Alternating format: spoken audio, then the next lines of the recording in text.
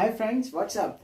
Today we are going to learn a very interesting topic or the concept of chemistry which deals with the structure of atom, that is alpha scattering experiment. So this experiment was given by Rutherford and Madsen in the year 1909. The aim of this experiment is to locate the position of nuclei in the atom. We know that till 1909 it was known that the atom consists of electrons, but the position of nuclei was still not didn't known. So to understand or to find out the location of nuclei, this particular experiment was made. So let us look at how the experiment was made. In this way, the two scientists did the experiment. They took the alpha radioactive particle in this substance, and they took a slit here, and they took a gold foil which was very thin in its dimension, and they took a zinc shield. Zinc shield shows the flashes whenever the alpha particles strike on it. So that was the reason why zinc plate was taken.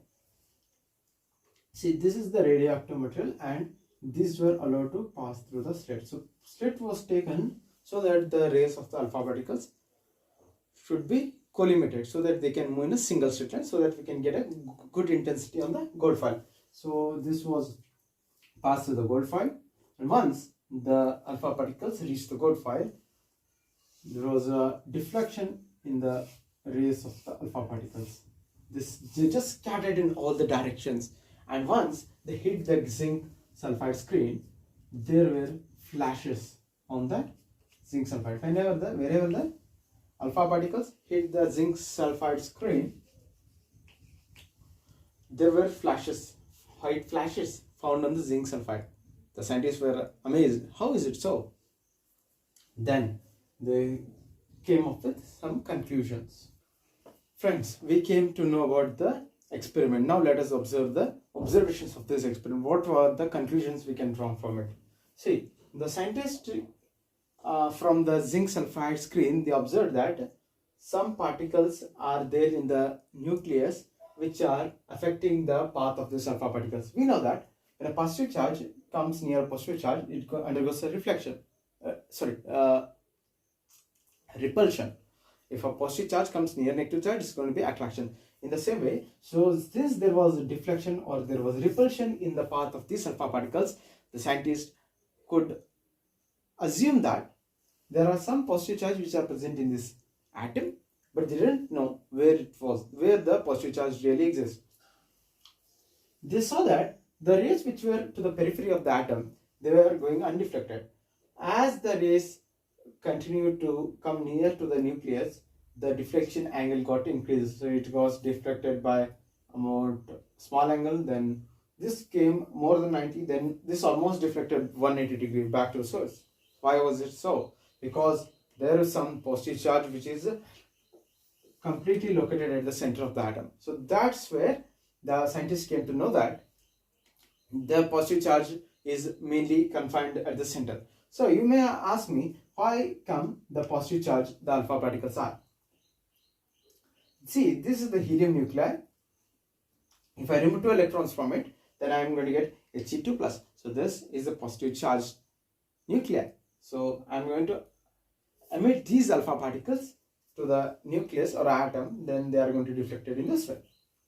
The other inference what we can make here is those particles which are moving to the periphery of the rays are moving periphery to the atom, they are undeflected, means there is most of the atom is empty, means there is a very small space in the nuclear atom where the nucleus or the positive charge are present. So we can say that most of the atom is empty. So this is one more observation we can make from this experiment. Friends, now we have come to the end of this experiment. Let me tell you the drawbacks of this experiment.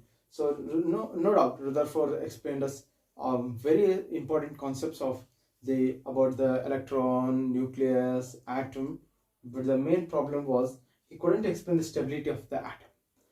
See, according to Rutherford, he said that the electrons are revolving around the nucleus. in a circular orbits. According to electromagnetic theory of Maxwell, he says that if any charged particle revolving around another charged particle, then the charged particle which is revolving around the another charged particle will continuously radiate the energies. Hence, if this theory is correct, then the electron should radiate energy on every circular path, every circular journey of it around the nucleus, and hence it will continuously radiate its energy, and hence at one point it will merge with the nucleus, and hence the atom gets destroyed. But this doesn't happen. The atom is stable. Hence, we can say that Rutherford could not explain the stability of the atom.